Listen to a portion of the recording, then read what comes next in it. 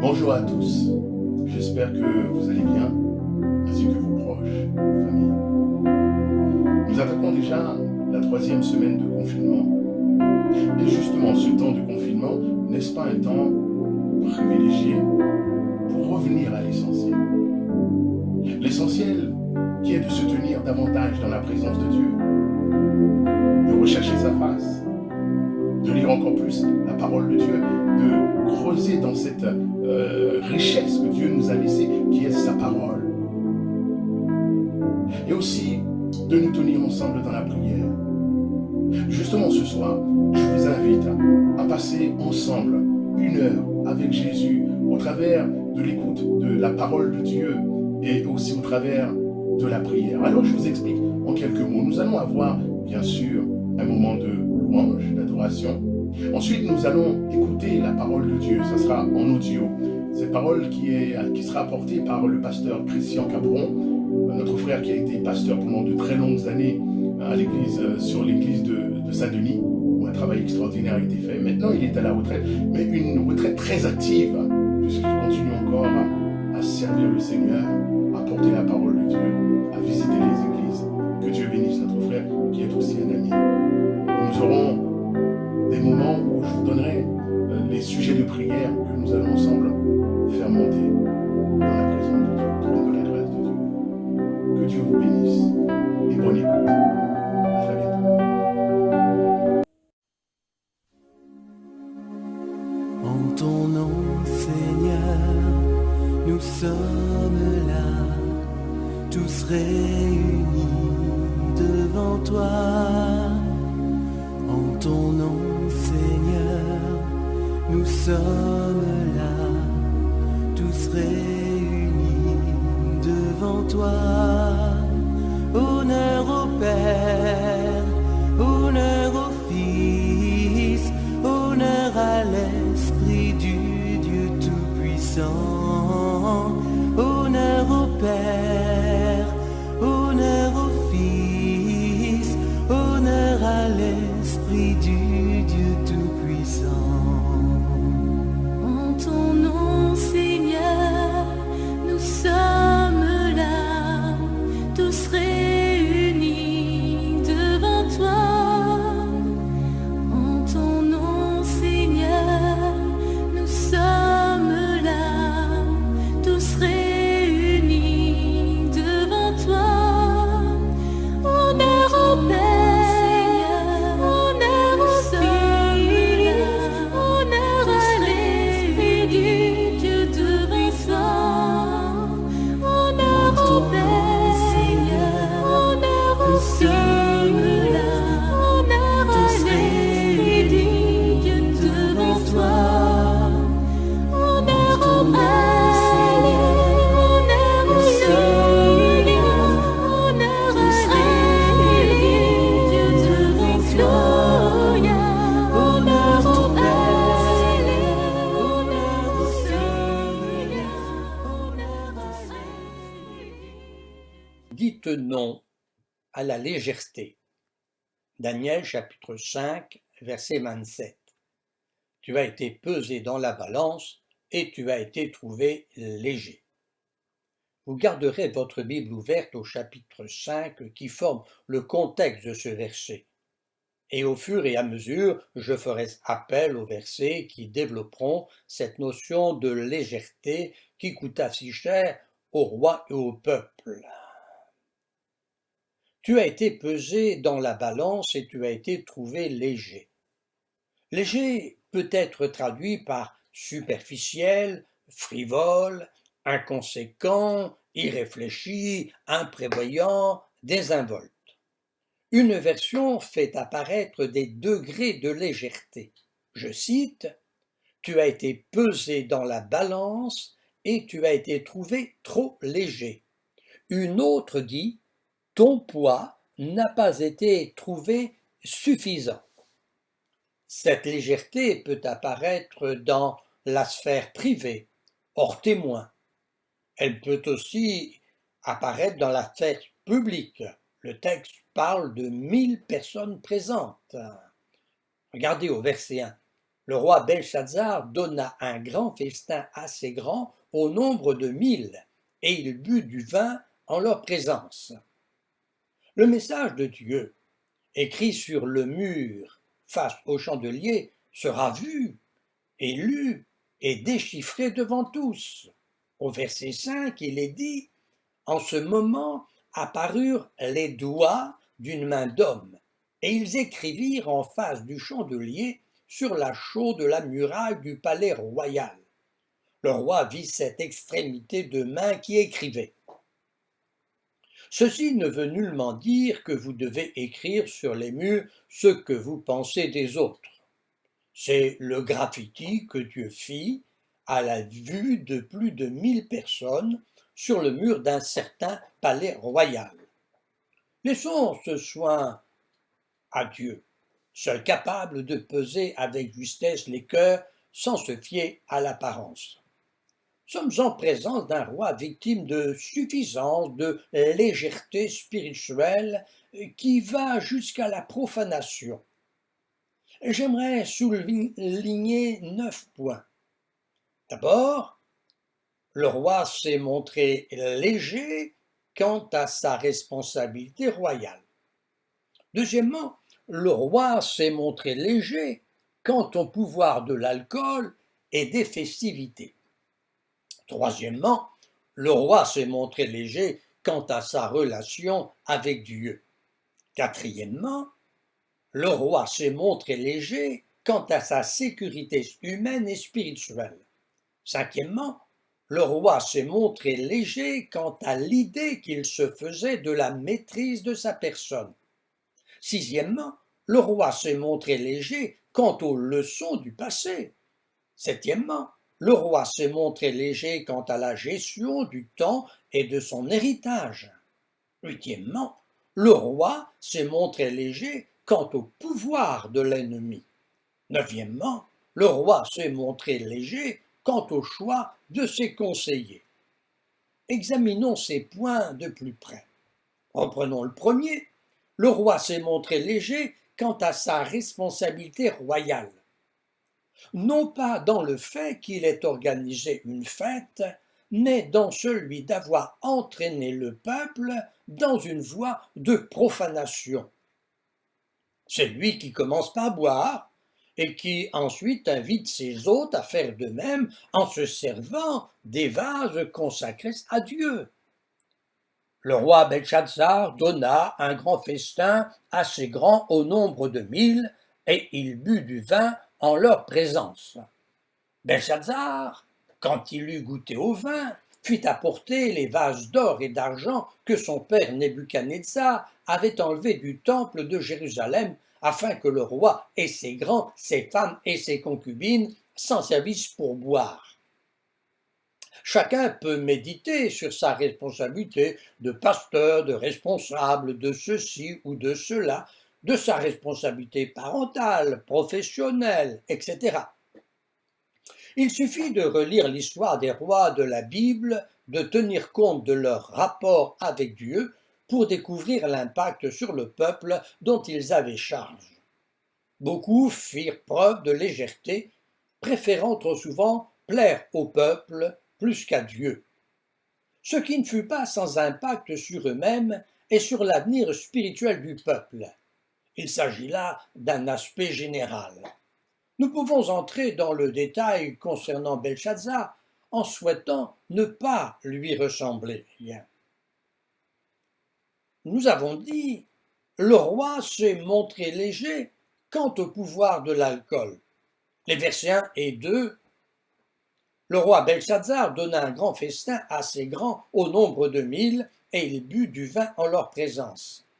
Belshazzar, quand il eut goûté au vin, fit apporter les vases d'or et d'argent que son père Nebuchadnezzar avait enlevés du temple de Jérusalem, afin que le roi et ses grands, ses femmes et ses concubines s'en servissent pour boire. D'autres versions nous aident à comprendre que le roi but plus que de raison. Une version traduit fort bien la situation. Excité par le vin, il fit apporter les vases d'or et d'argent que son père Nebuchadnezzar avait enlevés au temple de Jérusalem. Il voulait y boire avec ses grands, ses épouses et ses concubines. La bulle de l'alcool, tout comme la jouissance de certaines substances ou plaisirs malsains, entraîne toujours vers une aliénation plus ou moins prononcée des facultés, entraînant parfois de la violence. Nous avons dans la Bible des exemples, celui de Noé, dans Genèse 9, 21, des filles de Lot, dans Genèse au chapitre 19, versets 32 à 34, d'Absalom pour se venger d'Amnon, dans 2 Samuel chapitre 13, verset 28, de Ben-Hadad qui perdit la bataille, dans 1 Roi chapitre 20, versets 12 et 16. Et puis une recommandation dans Éphésiens 5, 18, qui est là comme une mise en garde. Ne vous enivrez pas de vin, c'est de la débauche. Soyez au contraire remplis de l'esprit. Il arrive un moment où l'alcool entraîne, pousse le consommateur vers la notion d'invulnérabilité de sa personne. L'alcool est devenu le maître qui entraîne et qui annule la capacité de résistance. Avez-vous déjà lutté contre le sommeil? Il se peut même que vous soyez en train de lutter contre le sommeil. Mais à un moment donné, le sommeil prend le dessus, il vous entraîne. Il nous est dit dans Actes au chapitre 20, verset 9, « Or un jeune homme nommé Eutychus, qui était assis sur la fenêtre, s'endormit profondément pendant le long discours de Paul. Entraîné par le sommeil, il tomba du 3e étage en bas et il fut relevé mort. » Je peux vous citer d'autres cas mentionnés dans la Bible. Par exemple, Akaz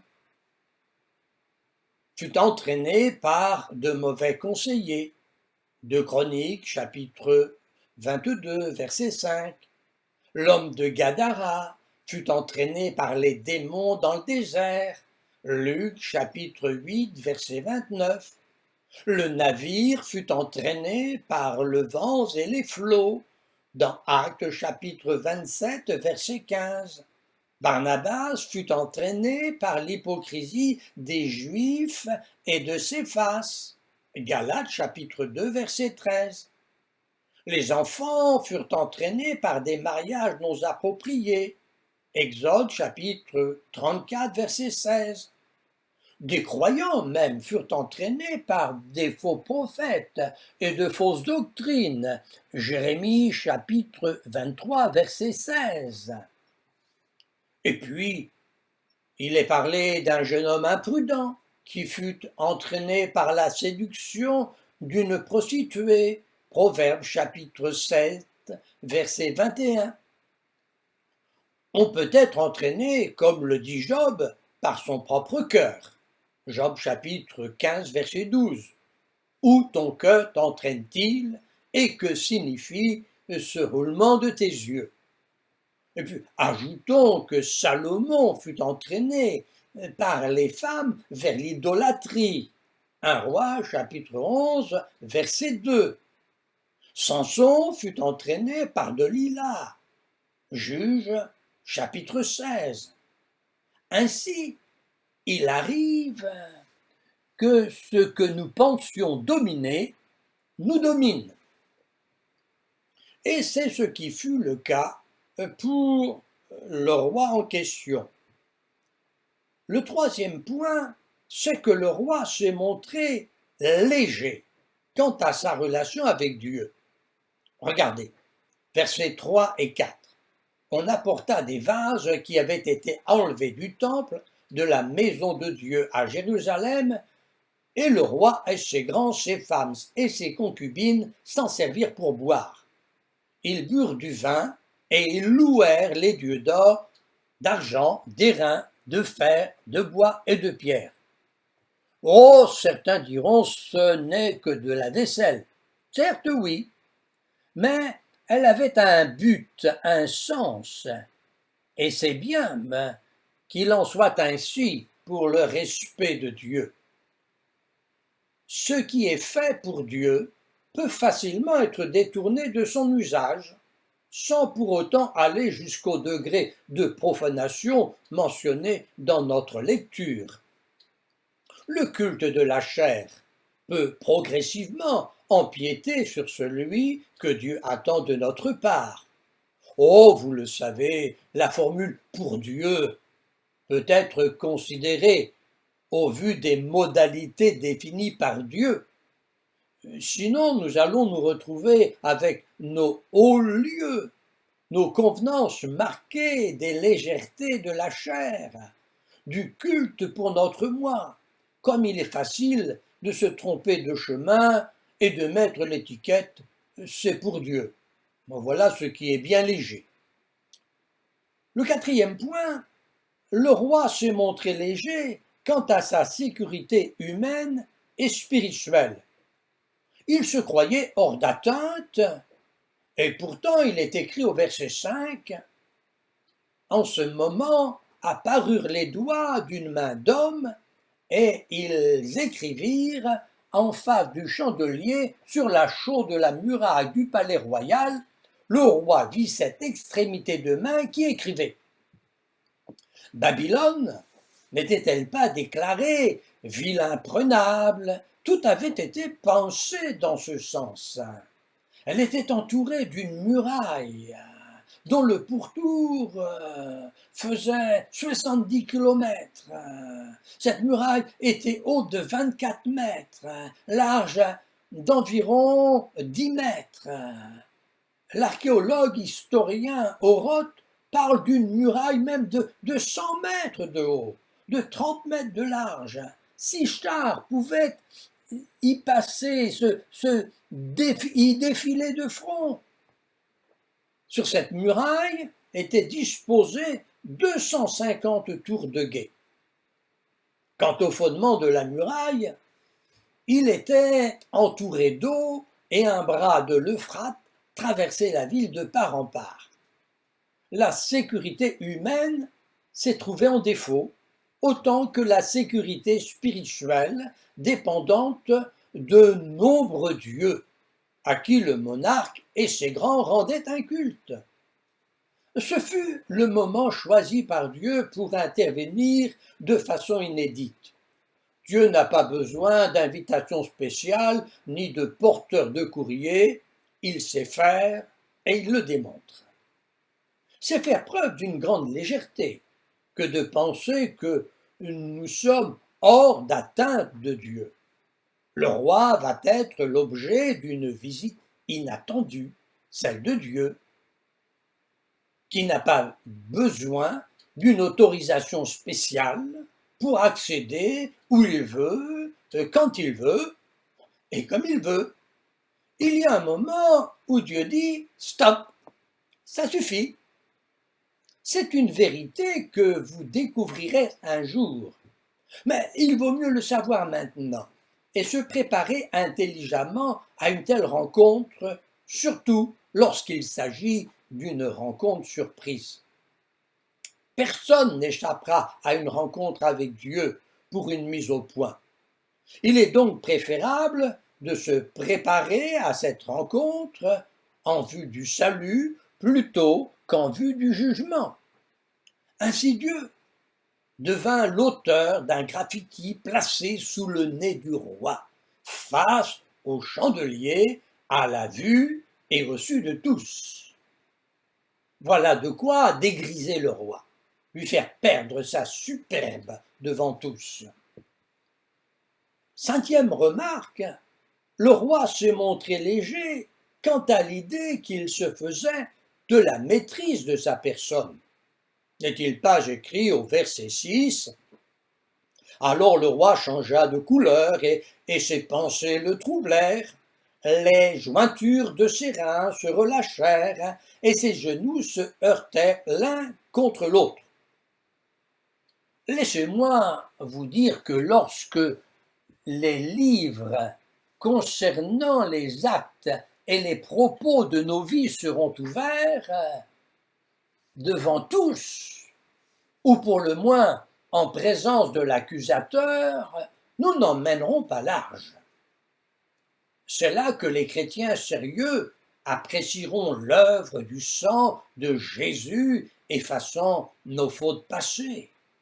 Pouvez-vous imaginer un instant, rien qu'un instant, le moment où l'accusateur dévoilera tout ce que vous avez pensé sur les autres, tous les actes honorables et ceux qui le sont moins? Quelle grâce de savoir que la présence de Christ aura tout effacé, j'en suis personnellement heureux. Vous n'aurez qu'à relire l'histoire du sacrificateur Josué. Et n'emmenez pas large dans Zacharie au chapitre 3, à partir du verset 1 jusqu'au verset 5. Il me fit voir Josué, le souverain sacrificateur, debout devant l'ange de l'Éternel et Satan qui se tenait à sa droite pour l'accuser. L'Éternel dit à Satan, « Que l'Éternel te réprime, Satan, que l'Éternel te réprime, lui qui a choisi Jérusalem, n'est-ce pas là un tison arraché du feu ?» Or, Josué était couvert de vêtements sales, et il se tenait debout devant l'ange. L'ange, prenant la parole, dit à ceux qui étaient devant lui, « Ôtez-lui ses vêtements sales. » Puis il dit à Josué, « Voici, je t'enlève ton iniquité et je te revêts d'habits de fête. » Je dis qu'on mette sur sa tête un ruban pur. Et ils mirent un ruban pur sur sa tête et lui mirent des vêtements. L'ange de l'Éternel était là. Notre situation en Christ sera, et je m'en réjouis, différente de celle de Belchazzar, qui, dégrisé, tremble de tout son être à la vue de ce douarme, qui, sans lui demander son avis, écrit sur le mur. Pour l'heure, il ne comprend pas le message, mais il est dépassé par cette présence inattendue. On ne se moque pas de Dieu. Un jour, au grand jour, Dieu écrira ce qu'il pense de chacun de nous. Dieu ne le fera pas en privé, mais au grand jour, à la lumière du chandelier de la vérité. Combien je remercie Jésus pour la victoire qu'il m'accorde, pour le pardon de mes péchés. C'est vraiment une grâce qui m'invite à ne pas être léger. Je résume ce que nous avons déjà partagé. 1. Le roi s'est montré léger quant à sa responsabilité royale. 2. Le roi s'est montré léger quant au pouvoir de l'alcool et des festivités. 3. Le roi s'est montré léger quant à sa relation avec Dieu. 4. Le roi s'est montré léger quant à sa sécurité humaine et spirituelle. 5. Le roi s'est montré léger quant à l'idée qu'il se faisait de la maîtrise de sa personne. J'ajoute, 6. Le roi s'est montré léger quant aux leçons du passé. Verset 22. Et toi, Belchazzar, son fils, tu n'as pas humilié ton cœur, quoique tu susses toutes ces choses. Il n'était pas nécessaire que le monarque remonte des années en arrière. Il avait été témoin des faits vécus par son père rapportés au chapitre 4. La reine-mère était là pour le lui rappeler si nécessaire. N'est-ce pas elle qui se souvint de Daniel? Son père avait su s'humilier, mais ce ne fut pas le cas de Belchazzar, épris d'orgueil de suffisance. Nombreux sont ceux et celles qui, dans la maison de Dieu, peuvent, hélas, faire mention de telle ou telle personne rétrograde, qui, comme un certain Démas, sont retournés vers le monde et ses attraits. Il n'est pas nécessaire de remonter loin dans le temps pour s'entendre dire que nous ne savions pas. Admettons qu'au nom de bien des évolutions, Nous refusons de retenir les leçons de sagesse du passé, et ainsi nous faisons preuve d'une légèreté coupable au regard des leçons du passé, écrites pour notre instruction. Dans 1 Corinthiens, chapitre 10, verset 11, il est écrit « Ces choses leur sont arrivées pour servir d'exemple. Elles ont été écrites pour notre instruction, à nous qui sommes parvenus à la fin des siècles. » Or, oui, c'était autrefois, au bon vieux temps, mais la société a progressé. Elle a établi de nouvelles lois, les siennes, où le mal est désormais appelé bien. Le péché défini comme tel dans la Bible est couvert par de nouvelles définitions. C'est à Dieu de s'adapter à la société et non plus à la société de respecter Dieu. N'est-ce pas là une démonstration de légèreté qui n'annulera aucunement le jugement de Dieu? Examinons le point 7. Le roi s'est montré léger quant à la gestion du temps et de son héritage. La Bible dit dans Jérémie au chapitre 17 et au verset 4, « Tu perdras par ta faute l'héritage que je t'avais donné. Je t'asservirai à ton ennemi dans un pays que tu ne connais pas, car vous avez allumé le feu de ma colère et il brûlera toujours. » Dans Actes au chapitre 22, verset 16, il est dit « Et maintenant, que tardes-tu? Lève-toi, sois baptisé et lavé de tes péchés en invoquant le nom du Seigneur. » En une nuit, Belshazzar va tout perdre, tant au point de vue terrestre qu'au point de vue spirituel, avec des conséquences pour les grands qui ont souscrit à sa conduite. Regardez du verset 22 au verset 24. « Et toi, Belshazzar, son fils, tu n'as pas humilié ton cœur, quoique tu susses toutes ces choses.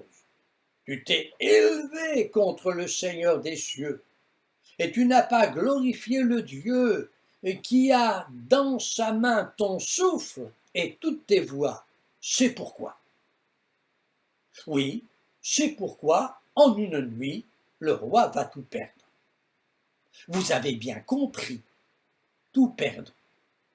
Il me fait penser aux riches de la parabole, où il est dit « Cette nuit même, ton âme te sera redemandée. » Cela est écrit dans Luc au chapitre 12 et au verset 20.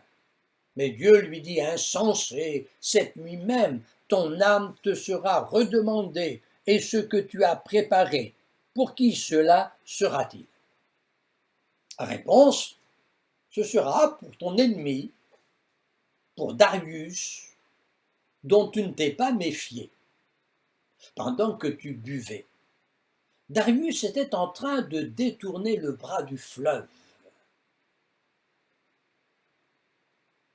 Et, par ce souterrain, de prendre position. Le diable sait par où il peut pénétrer dans le cœur des hommes. C'est pourquoi il est demandé de veiller sur notre cœur plus que sur toute autre chose. Oui, nous pouvons dire en 8e remarque que le roi s'est montré léger quant au pouvoir de l'ennemi. Verset 31, « Et Darius le Mède s'empara du royaume étant âgé de 62 ans. » Les sentinelles avaient bien remarqué un mouvement dans les rangs de l'ennemi, mais trop confiants dans leur sécurité, ils ont oublié que Darius, ne pouvant pas vaincre par les murailles, avait trouvé la solution. Détourner le bras du fleuve qui traversait la ville et ainsi, en suivant le cours, prendre possession de Babylone, pourtant dite imprenable. Soyons attentifs aux leçons de la Bible et nous apprendrons les stratégies de l'ennemi de nos âmes. et nous serons alors capables de faire face, si toutefois nous ne sommes pas légers, si nous sommes vigilants. Enfin, le roi s'est montré léger quant au choix de ses conseillers. Versets 7 à 9, le roi cria avec force qu'on fit venir les astrologues, les chaldéens et les devins. Le roi prit la parole et dit aux sages de Babylone, « Quiconque lira cette écriture et m'en donnera l'explication sera revêtu de pourpre, portera un collier d'or à son cou et aura la 3e place dans le gouvernement du royaume. » Tous les sages du roi entrèrent, mais ils ne purent pas lire l'écriture et en donner l'explication. Sur quoi le roi Belshazzar fut très effrayé. Il changea de couleur et ses grands furent consternés. Il est des vérités inscrites que le monde ne peut interpréter correctement. Le message de la Bible nécessite l'intervention du Saint-Esprit. Le choix des conseillers spirituels est important, pour ne pas dire capital. À l'heure d'Internet, devant le flux des faux prophètes qui se donnent pour satisfaire aux démangeaisons de la chair. Bon, il restait un homme, oublié, un vieux, un homme d'un autre temps, diront certains, dont seule la reine mère se souvint. Lui fut capable de déchiffrer, de décoder le message. Ne dit-elle pas « Il y a un homme dans ton royaume », etc. Mais de nos jours, l'homme de la Bible semble faire partie d'un passé. N'est-ce pas là une preuve de légèreté? Frère, dira-t-on, il faut évoluer. Nous ne sommes plus du siècle passé.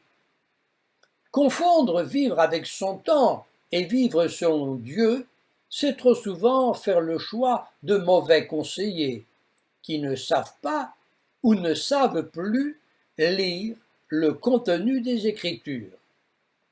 C'est dommage, puisque le temps nous le permet, hélas par des conséquences fâcheuses. Relisons les Écritures, prenons le temps de lire et de relire, parce que la parole de Dieu est toujours une lampe à nos pieds, une lumière sur notre sentier. Résumons. 1. Le roi s'est montré léger quant à sa responsabilité royale. 2. Le roi s'est montré léger quant au pouvoir de l'alcool et des festivités. 3. Le roi s'est montré léger quant à sa relation avec Dieu. 4. Le roi s'est montré léger quant à sa sécurité humaine et spirituelle. 5. Le roi s'est montré léger quant à l'idée qu'il se faisait de la maîtrise de sa personne. 6. Le roi s'est montré léger quant aux leçons du passé. 7. Le roi s'est montré léger quant à la gestion du temps et de son héritage. 8. Le roi s'est montré léger quant au pouvoir de l'ennemi. 9. Le roi s'est montré léger quant au choix de ses conseillers. Que Dieu me garde, que Dieu nous garde d'être trouvés légers. Soyons sérieux, tenons-nous devant lui, cherchons sa face et il nous conseillera. Et puis si quelqu'un manque de sagesse, la Bible dit qu'il la demande tout simplement à Dieu et Dieu la lui accordera. De grâce, ne soyons pas légers. Que Dieu vous bénisse et peut-être à bientôt.